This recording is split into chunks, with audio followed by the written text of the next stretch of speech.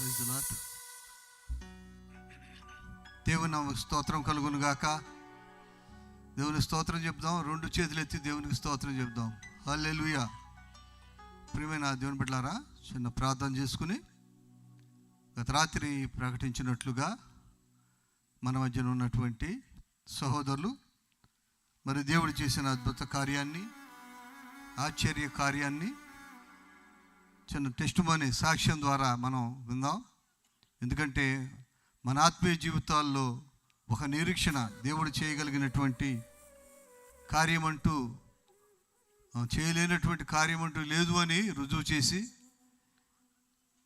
ఆయన నామాన్ని మహింపరుచుకున్న సాక్ష్యం మన మధ్యన ఉన్నటువంటి చంద్రాల యెహోషువ గారి కుమారుడు వసంత్ కుమార్ సాక్ష్యం చెప్తారు. చిన్న ప్రార్థన చేసుకుని సమయాన్ని మరి ఆయన దైవ సేవ చేస్తున్న సేవకులు ఆయనకి ఇద్దాం. పరిశుద్ధుడా, ప్రేమ గల తండ్రి, నీకు వందనాలు, స్తోత్రాలు. నీ ప్రియబిడ్డ ప్రభు నాయన తండ్రి వసంత్ కుమార్ ప్రభు నా తండ్రి మరణాన్ని నుండి ప్రభు నాయన నీ బిడ్డను ఏ రీతిగా మీరు ముట్టి స్వస్థపరిచి సజీవ సాక్షిగా నీ సన్నిధిలో నిలబెట్టి ప్రభు నీ నామాన్ని మహింపరుచుకుంటున్నావు. ఆ విషయాన్ని ప్రభు నా తండ్రి నాయన ఈ సభల ద్వారా, ఈ లైవ్ ద్వారా నా తండ్రి నాయన నీ బిడ్డల ప్రభు అనేకులు వింటం ద్వారా ప్రభా విశ్వాసంతో ప్రభు నాయన నీ యందు నమ్మిక ఉంచి నువ్వు ఎంత గొప్ప దేవుడువో గుర్తెరగడానికి, అద్భుతాలు ఆశ్చర్య కార్యాలు చేయగల సమర్థుడు అని, జీవం గల దేవుడు అని, ఆనాటి కాలంలో అద్భుతాలు చేసావు, ఈనాటి కాలంలో లేవు అని ఎవరో తలంచుకోకుండా ప్రభువా నీ గొప్ప కార్యాన్ని ప్రభు నాయన నీ బిడ్డ పట్ల చేసావు. నీ బిడ్డ నిన్ను మహింపరుస్తుండగా నీ ఆత్మతో నింపి నాయన నీ కృపలో జ్ఞాపకం చేసుకుని మహిమ గంత పొందమని యేసు ఘనమైన నామమున వేడి ప్రార్థిస్తున్నాం తండ్రి, ఆమేన్. వసంత్ కుమార్.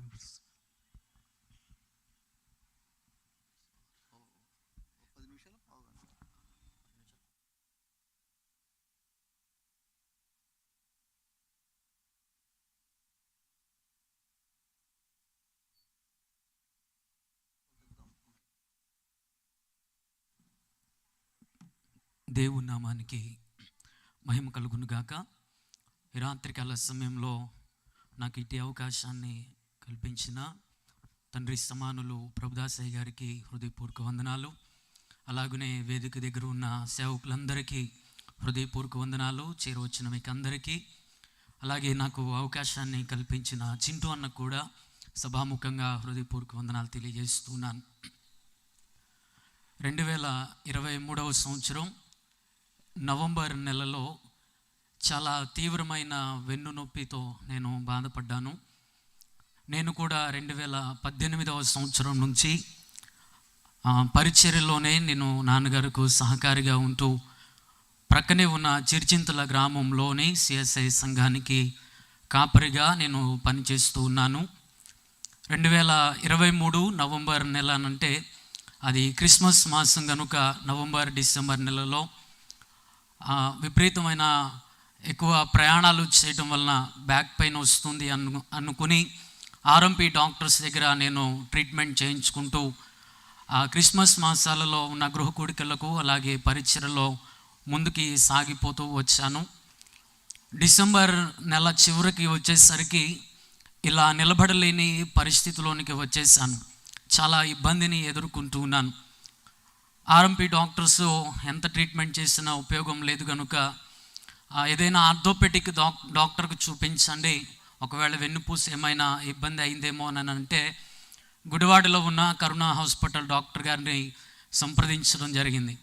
డాక్టర్ గారి దగ్గరికి వెళ్ళినప్పుడు స్కానింగ్ చేశారు, ఎక్స్రే చేసి వెన్నుపూస అంతా బాగానే ఉంది, ఇబ్బంది ఏం లేదు, ఒకవేళ కండరం పట్టుంటుంది అనే ఒక ఉద్దేశంతో 10 రోజులు ఫిజియోథెరపీ చేసి చూద్దాం, ఫిజియోథెరపీ చేస్తే సరిపోతుంది అనేసి ఫిజియోథెరపీ రాశారు. డైలీ వెళ్ళటం, ఫిజియోథెరపీ చేయించుకుని ఇంటికి రావడం, మరలా పరిచర్యలో ముందుకు వెళ్ళిపోతూ ఉన్నాను. జనవరి 8వ తారీఖు వచ్చేసరికి ఫిజియోథెరపీ అయిపోయింది, కానీ నొప్పి ఇంకంతకంతకు పెరిగిపోవడం, ఇలా నిలబడలేని పరిస్థితిలోనికి వచ్చేసాను. నడవాలి అనంటే ఇద్దరి సహాయం కావలసిన పరిస్థితి వచ్చింది. అదంతా చూసి డాక్టర్ గారు అన్నారు, ఈ వయసులో ఇంతకాలంగా అలా బాధ రాకూడదండి, ఏదైనా బలమైన బలహీనత ఉంటేనే అలా జరుగుతుంది. ఇప్పటివరకు చేసిన ట్రీట్మెంట్కు రెస్పాన్స్ లేదు కాబట్టి ఎంఆర్ఐ స్కాన్ రాస్తాము. విజయవాడ వెళ్ళి ఎంఆర్ఐ స్కాన్ చేయించుకుని రమ్మంటే ఎంఆర్ఐ రాశారు. విజయవాడ వెళ్ళి జనవరి 8వ తారీఖు 2024వ సంవత్సరంలో వెళ్ళి స్కాన్ చేయించుకురావడం జరిగింది. అదే రోజు సాయంత్రం డాక్టర్ గారి దగ్గరకు ఆ యొక్క ఎంఆర్ఐ రిపోర్ట్ తీసుకుని నాన్నగారు నేను వెళ్ళాం. ఆ రిపోర్ట్ చూసి డాక్టర్ గారు చెప్పారు, D6 అనే పూస, వెన్నుపూసలో ప్రధానమైన పూస D6 అనే పూస టోటల్గా కొలాప్స్ అయిపోయింది. అది బాగా మెత్తగిల్లిపోయింది. అక్కడ ఏదో ఒక చెడు గడ్డ ఉన్నట్లుగా కనిపిస్తుంది ఎంఆర్ఐ స్కాన్లో.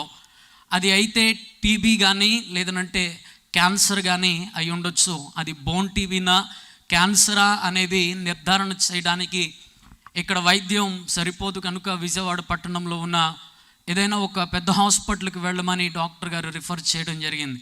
మాకున్న ఆర్థిక స్తోమతను బట్టి కొంత వెనుకడుగు వేసినప్పటికీ మణిపాల్ హాస్పిటల్లో మా చర్చ్ బిలీవర్ అక్కడ స్టాఫ్గా పనిచేస్తూ ఉన్న కారణాన ఆమెకి రిపోర్ట్స్ పెట్టి అక్కడ మాట్లాడమని చెప్పినప్పుడు ఆమె అక్కడ టీబీ డాక్టర్ గారికి రిపోర్ట్ చూపించి మమ్మల్ని అక్కడికి రమ్మని ఆమె ఫోన్ చేయడం జరిగింది. వెంటనే మేము మరుసటి రోజు ప్రయాణమయ్యి మణిపాల్ హాస్పిటల్కి వెళ్ళి అక్కడ టీబీ డాక్టర్కు రిపోర్ట్స్ అన్నీ చూపిస్తే ఆయన కూడా చూసి చెప్పారు, ఇది టీబీ కానీ లేదంటే క్యాన్సర్ కానీ అయి ఉండొచ్చు అండి, కొన్ని టెస్టులు చేయాలి కాబట్టి కొంత ఖర్చు అవుతుంది అన్నప్పుడు సరేమనేసి టెస్టులు చేయించుకోవడానికి మేము ముందుకు వచ్చాం. బోన్ మ్యారో టెస్ట్ ఒకటి చేయాలి, అది క్యాన్సరా కాదా నిర్ధారణ చేయడానికి వెన్నుపూసలో నుంచి మూలుగును తీసి అది పైకి టెస్ట్కు పంపించాలి. టీబీనా కాదా తెలుసుకోవడానికి స్కిన్కు ఒక ఇంజెక్షన్ కూడా చేయాల్సి ఉంటుంది అనేసి ఆ 2 టెస్టులు చేయడం జరిగింది. దాదాపు 20 రోజులకి ఆ 2 రిపోర్ట్లు వచ్చాయి. ఆ 20 రోజులు కూడా నేను ఇంట్లో మంచంలోనే ఉన్నాను. రిపోర్ట్స్ వచ్చాక మరలా హాస్పిటల్కి వెళ్తే ఆ టీబీ డాక్టర్ గారు ఆ రిపోర్ట్లు చూసి చెప్పింది ఏంటంటే, బోన్ మ్యారో టెస్ట్ కూడా నార్మల్ వచ్చింది, టీబీ టెస్ట్ కూడా నార్మల్ వచ్చింది, కాబట్టి ఇతనికి క్యాన్సర్ అయితే అయి ఉండకపోవచ్చు అండి, అయితే టీబీనే అవుతుంది ఎంఆర్ఐ స్కాన్ చూస్తూ ఉంటే. ఎందుకైనా మంచిది ఒకసారి క్యాన్సర్ డాక్టర్ గారికి నేను రిఫర్ చేస్తూ ఉన్నాను. ఈ రిపోర్ట్లన్నీ పట్టుకుని ఇక్కడే క్యాన్సర్ డాక్టర్ గారికి చూపించమని వారు రిఫర్ చేయడం జరిగింది. మణిపాల్లోనే క్యాన్సర్ డాక్టర్ గారి దగ్గరకు ఆ రిపోర్ట్స్ అన్నీ పట్టుకుని వెళ్ళాం.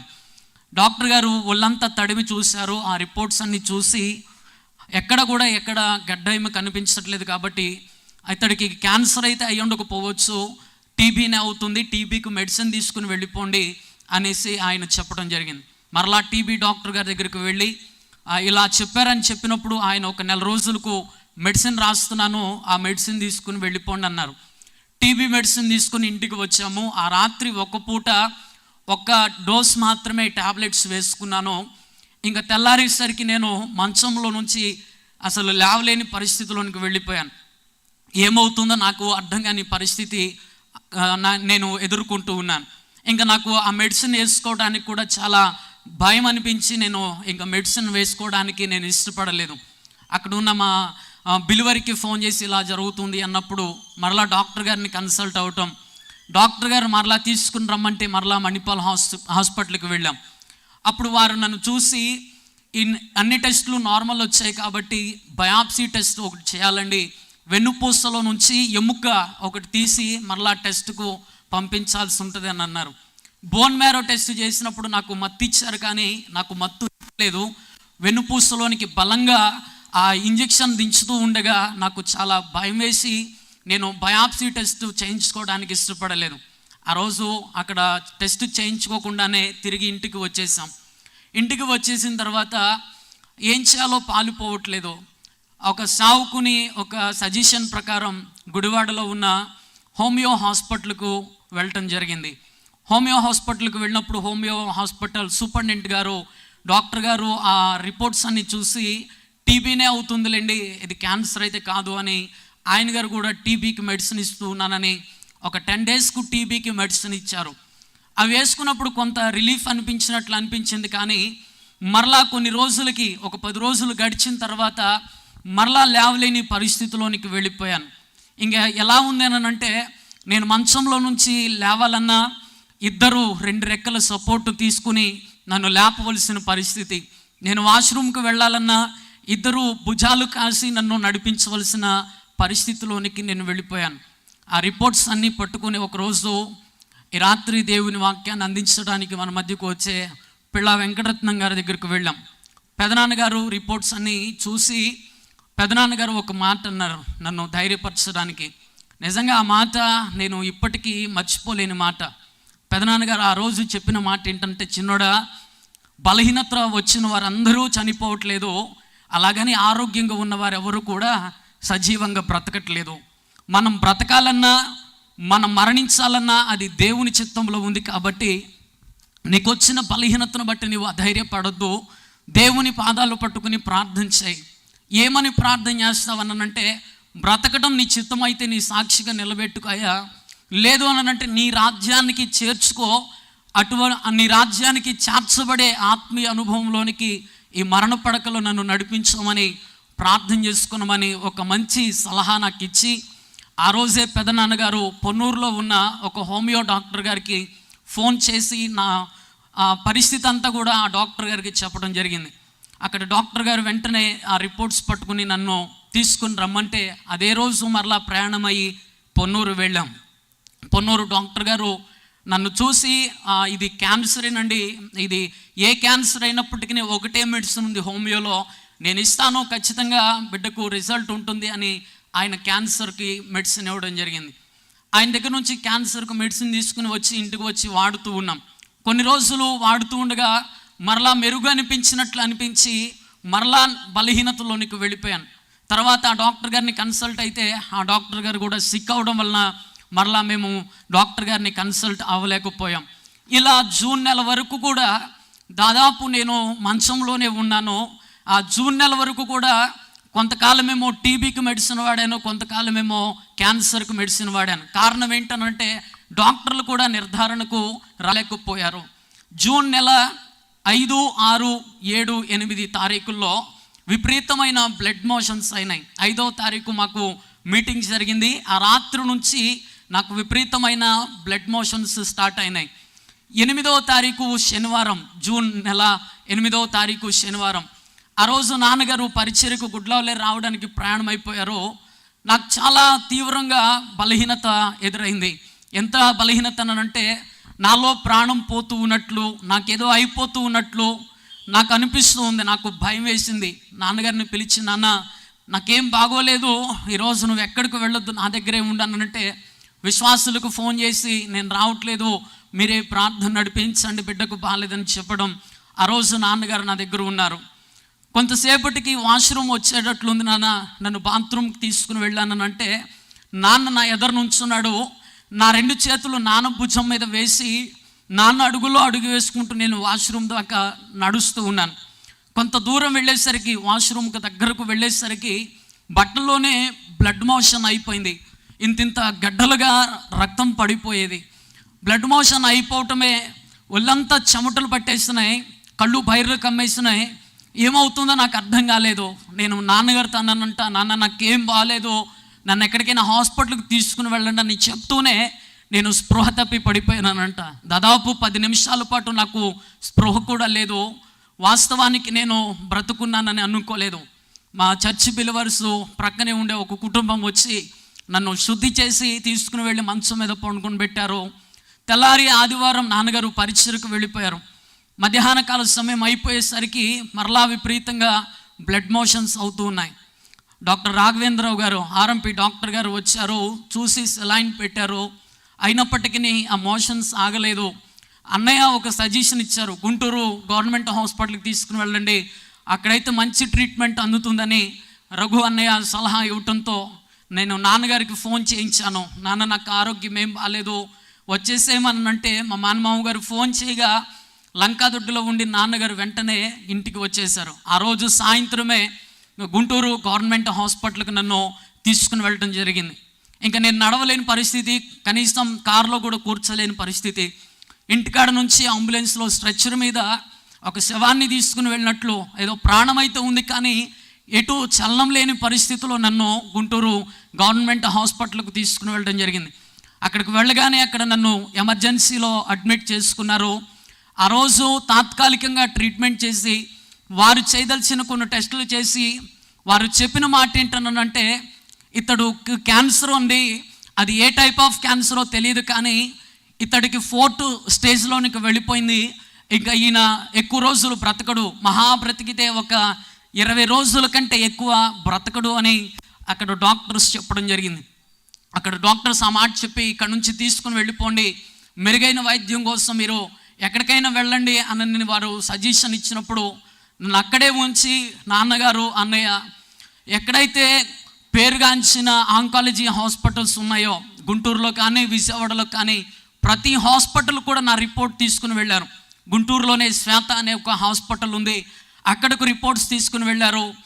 బొమ్మిడాల హాస్పిటల్కి తీసుకుని వెళ్ళారు, ఎన్ఆర్ఐ హాస్పిటల్కి తీసుకుని వెళ్ళారు, మణిపాల్ హాస్పిటల్కి తీసుకుని వెళ్ళారు, గోపీచంద్ హాస్పిటల్కి తీసుకుని వెళ్ళారు. ఇలా పేరుగాంచిన ఆంకాలజీ హాస్పిటల్స్ అన్నిటికీ నా రిపోర్ట్స్ తీసుకుని వెళ్తుంటే అక్కడ డాక్టర్లు చెప్పిన మాట ఏంటనంటే, ఇతడు బ్రతకడు, ఇతన్ని ఇక్కడికి తీసుకుని రావద్దు, ఇంకా ఆయన రోజుల మనిషే, మీరు తీసుకుని వచ్చిన ఉపయోగం లేదు కాబట్టి మీరు తీసుకుని రావద్దు అని ఎక్కడికి వెళ్ళినా ఏ డాక్టర్ అయినా కానీ అదే మాట చెప్తూ ఉంటే నిస్సారిపోయిన స్థితిలో నాన్నగారు, అన్నయ్య వచ్చి నా తలకాడ నుంచుని వారు ఇలా మాట్లాడుకుంటున్నారు. ఏమైపోతాడో, దేవుడు ఏదైనా ఒక మార్గం చూపిస్తే బాగుండు, బిడ్డ చనిపోయే స్థితిలో ఉన్నాడని అన్నయ్య కుమిలిపోతూ ఏం చేయాలో పాలుపోక ఒక సావుకుడిచ్చిన ఒక సజెషన్ మేరకు విజయవాడలో ఉన్న నాగార్జున హాస్పిటల్కి రిపోర్ట్స్ తీసుకుని వెళ్ళారు.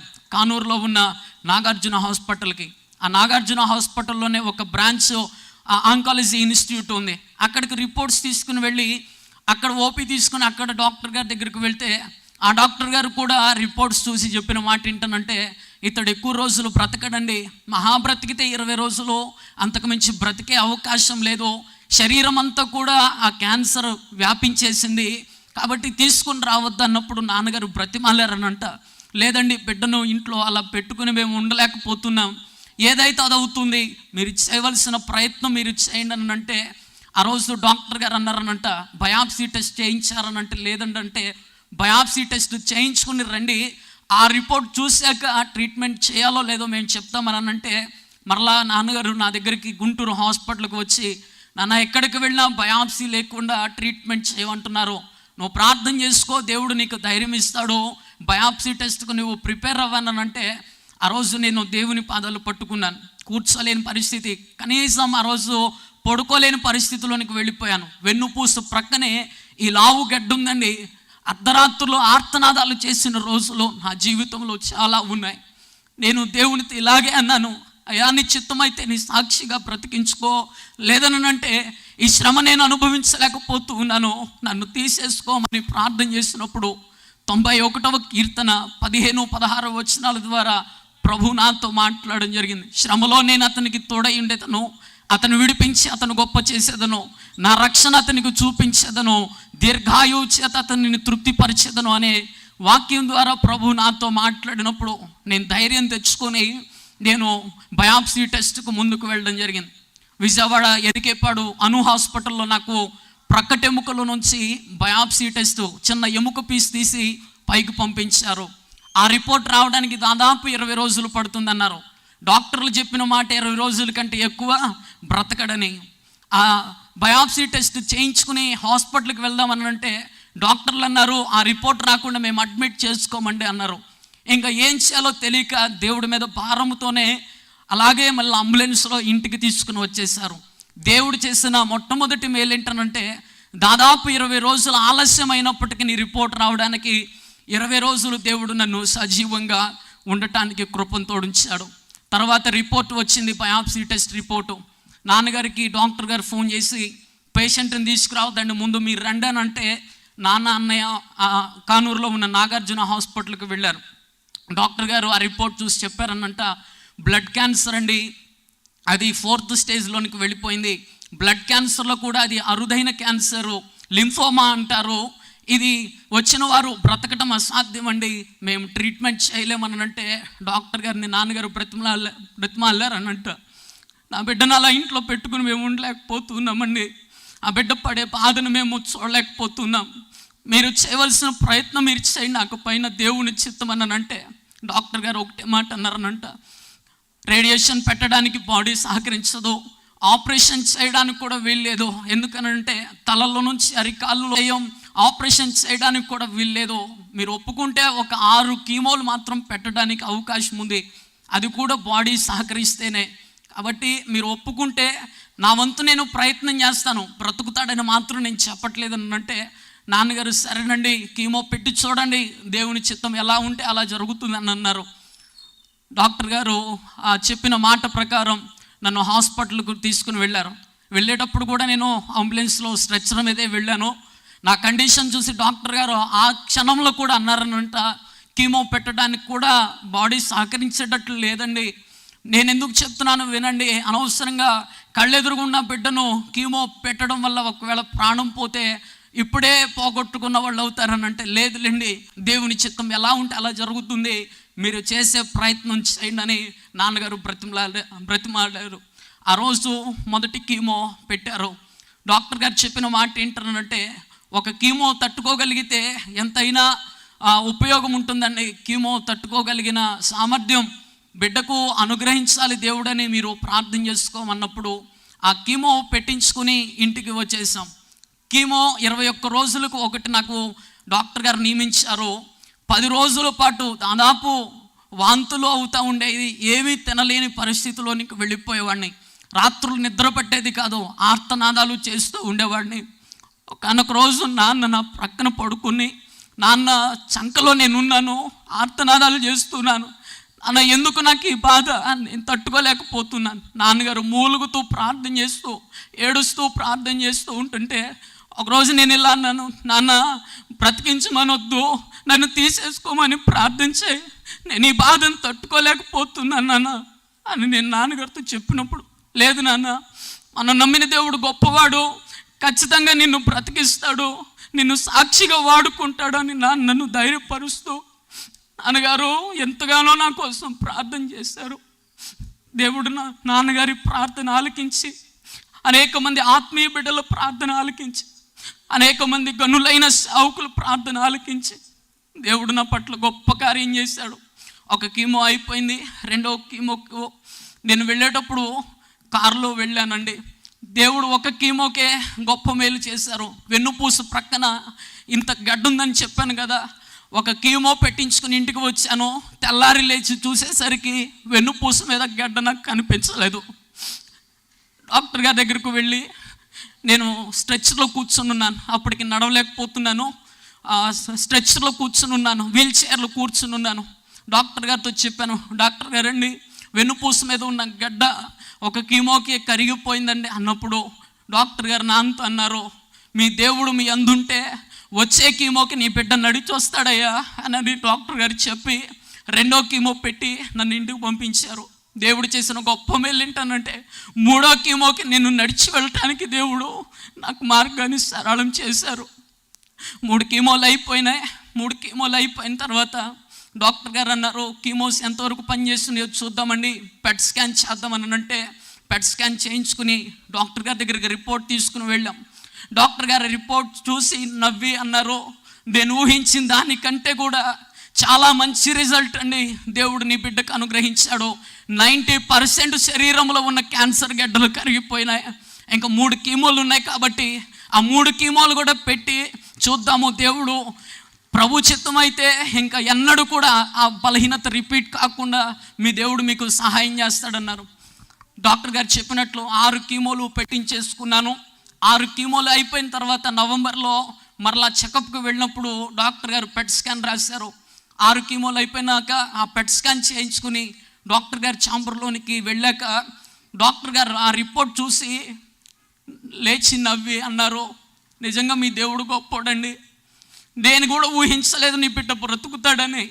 కానీ వచ్చిన రిపోర్ట్ చూస్తుంటే నాకే ఆశ్చర్యంగా ఉంది. శరీరంలో ఎక్కడ కూడా క్యాన్సర్ అనే వ్యాధి లేదు, అంతా కూడా నార్మల్ అయిపోయింది. ఇంకా నీ బిడ్డకు మెడిసిన్ కూడా అవసరం లేదండి, నెలకు ఒకసారి చెకప్కి వస్తే సరిపోతుందన్నారు. డిసెంబర్ నెలలో చెకప్కి వెళ్ళాలి. డిసెంబర్ నెలలో అమ్మగారు చనిపోవడం వల్ల మేము చెకప్కి వెళ్ళకపోయాం. జనవరిలో వెళ్ళినప్పుడు బ్లడ్ టెస్టులు చేసి డాక్టర్ గారు అన్నారు, ఇంకా నెల కూడా అవసరం లేదండి, నార్మల్ రిపోర్ట్ వచ్చింది, బ్లడ్ రిపోర్ట్స్ కూడా నార్మల్గా ఉన్నాయి, 3 monthsకి ఒకసారి చెకప్కి వస్తే సరిపోతుందని డాక్టర్ గారు చెప్పడం జరిగింది. పరిశుద్ధ గ్రంథంలో సువార్తలో ఒక మాట ఉంటుంది, మనుషులకు అసాధ్యమే కానీ దేవునికి అసాధ్యమైనది ఏది కూడా లేదు. నిజమేనండి, మనం నమ్మిన దేవునికి అసాధ్యమైనదంటే ఏదీ లేదు. కొన్ని సందర్భాల్లో పరిస్థితులు ఇబ్బందిగా ఉండుండొచ్చు, కానీ ఆ పరిస్థితులన్నిటిలో దేవుడు మనకు తోడుంటాడు, వాటన్నిటిలో నుంచి విడిపిస్తాడు. ఆయన సాక్షిగా నిలబెట్టుకోగలిగిన సామర్థ్యం కలిగిన గొప్పవాడు మనం నమ్మిన దేవుడు. ఈరోజు నేను ఎందుకు ఇక్కడ నిలబడుతున్నానంటే, ఈ దీన సావుకుని పక్షాన చేసిన కార్యం, ఆయనను నమ్మిన ప్రతి వారి పక్షాన చేయగలిగిన గొప్పవాడు నేను నమ్మిన నా దేవుడని చాటించడానికే నేను ఇక్కడ నిలబడ్డాను. నేను బ్రతుకున్నంత కాలము కూడా ఆయన సాక్షిగా వాడపడాలని, ఆయన పాదసేవల ముందుకు సాగిపోవాలని, క్షేమంగా ఆరోగ్యంగా బ్రతకాలని మీ అందరి అనుదిన ప్రార్థనలు జ్ఞాపకం చేసుకోనండి. నా కోసం ప్రార్థించిన వారిలో ఇక్కడున్న సేవకులందరూ ఉన్నారు. మరి ప్రాముఖ్యంగా ప్రభుదాసయ్య గారు, పెనుయలు సహవాసపు ఆత్మీయ బిడ్డలు ఉన్నారు. వారందరికీ మరొకసారి ప్రభు నామంలో నిండు శుభాభివందనాలు తెలియజేస్తూ నా ఈ సాక్ష్యాన్ని ముగిస్తూ ఉన్నాను. సమస్త మహిమా ఘనత ప్రభావములు ప్రభు యేసుకే చెందునుగాక. ఒక పల్లవి ఒక వచనాన్ని పాడి సాక్ష్యానికి అనుకూలంగా జానన్నయ్య ద్వారా రాజాని సన్నిధిలో ఉంటనయ్య పాట రచించిన జానన్నయ్య ద్వారా వెలువడిన 3వ పాట, నేను మరణ పడకల మీద ఉన్నప్పుడు నన్ను ఆదరించిన పాట. ఒక పల్లవి వచనాన్ని పాడి నా సమయాన్ని నేను సేవకులకి ఇవ్వడానికి ఇష్టపడుతూ ఉన్నాను. నా ఆశలన్నీ తీర్చువాడా, నిన్నే నమ్మితినయ్యా, నా ఆశలన్నీ తీర్చువాడా, నిన్నే నమ్మితినయ్యా, నాకున్న ఆధారం నీవేనయ్యా, నా క్షేమమంతయు నీలోనయ్యా, నాకున్న ఆధారం నీవేనయ్యా, నా క్షేమమంతయు నీలోనయ్యా, ఏదైనా నీ వల్లే జరుగునయ్యా, ఏదైనా నీ వల్లే జరుగునయ్యా, నా ఆశలన్నీ తీర్చువాడా, నిన్నే నమ్మితినేసయ్యా. అందరం చప్పట్లు కొడుతూ దేవుని నామాన్ని మహిమపడతాము. మన ఆశలన్నీ తీర్చువాడు మనం నమ్మే దేవుడు.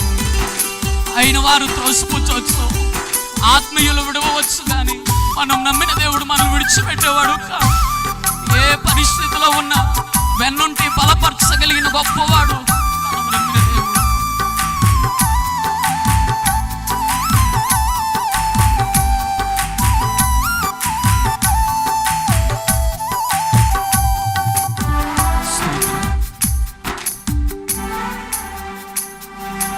ఇక ఈ బ్రతుకు అయిపోయిందని నిర్ధారించిన వారు ఎందరో,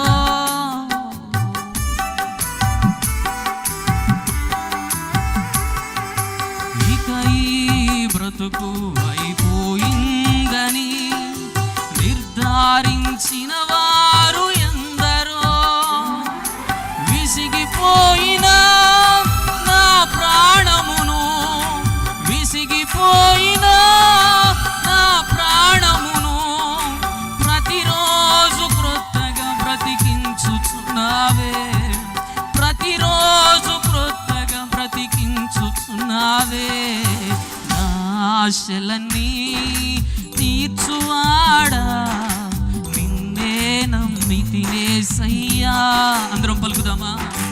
నా ఆశలన్నీ తీర్చువాడా, నిన్నే నమ్మితినయ్యా, నాకున్న ఆధారం నీవేనయ్యా, నా క్షేమమంతయు నీలోనయ్యా, నాకున్న ఆధారం నీవే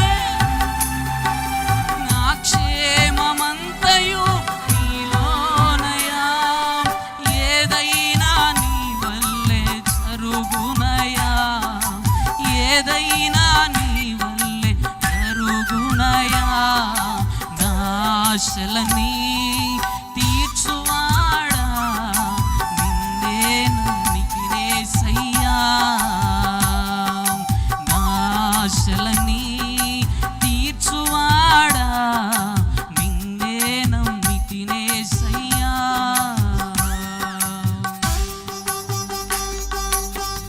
ఊహించని కార్యాలను చేయగలిగిన గొప్పవాడు మనం నమ్మిన దేవుడు. అవమానాలలో, నిందలలో, ఆవేదనలలో, ప్రతి పరిస్థితులలో మనకు సహాయం చేయగలిగిన గొప్పవాడు మనం ఆరాధిస్తూనే యేసయ్య. అందరం ఒకసారి లేచి నిలబడి ప్రభునామాన్ని స్తుతిస్తూ ఆరాధన చేద్దాం.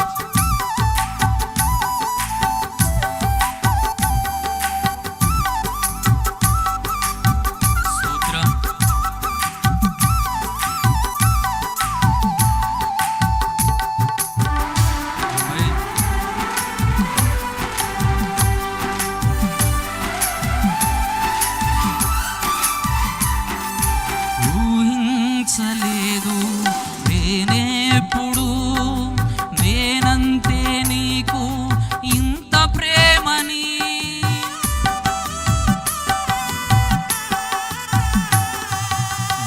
ఊహించలేదు నేనెప్పుడు నేనంతే నీకు ఇంత ప్రేమని.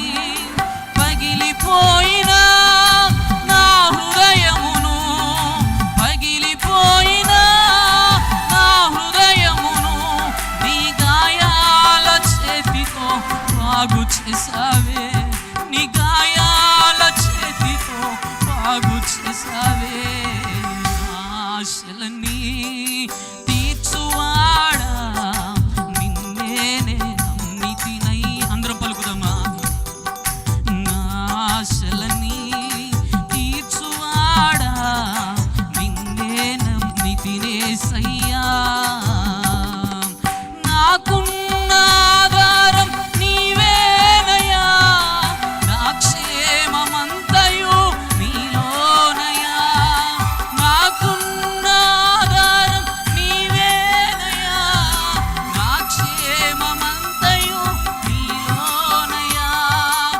ఏదైనా నీ వల్లే సరుగునయ్యా, ఏదైనా నీ వల్లే సరుగునయ్యా. చివరిసారిగా నా ఆశలని తీర్చువాడా నిన్నే నమ్మితినయ్యా. మనసారా పలుకుదామా. నా ఆశలని తీర్చువాడా నిన్నే నమ్మితినేసయ్యా,